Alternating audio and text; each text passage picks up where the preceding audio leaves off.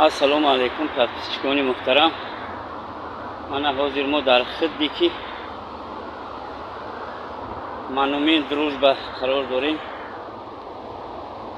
خواستم برای شما یک فلکی دشتی بخونم. استوپنتیکا را برآمدیم، دمم گرفت پرویشدم.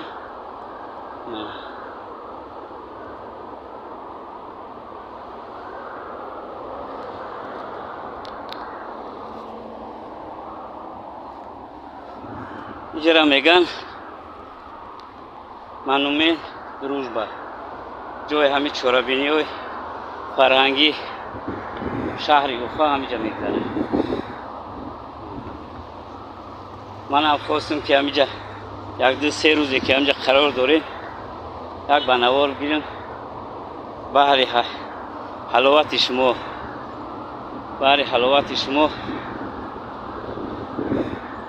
پرستشگان محترم.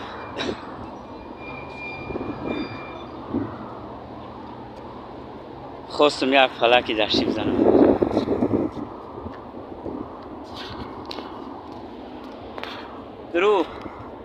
درو نیبایسا یا پیسی پایون نیبایسی نرمال میشه برات. پجالسا جان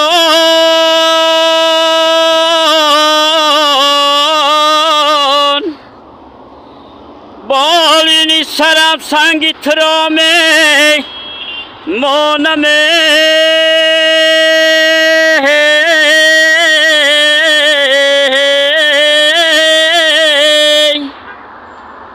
من خاکی تو را بدی دهام مولمه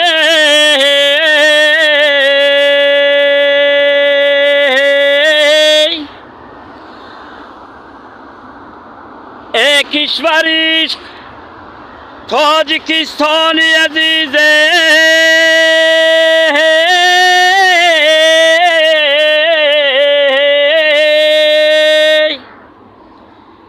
من در همه جا بانا میتومه بالمه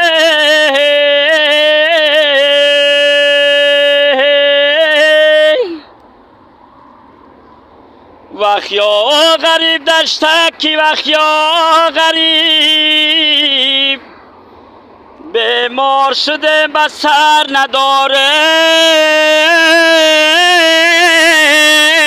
طبیب کو پدر کو مادر کو خویشی قریب بیگانه چی داند گجا مرد غریب ای بیگانه چی داند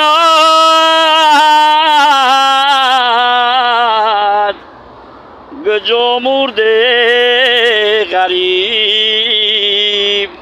زنده باشه، سلامت باشه تا نوار آینده در پناه الله.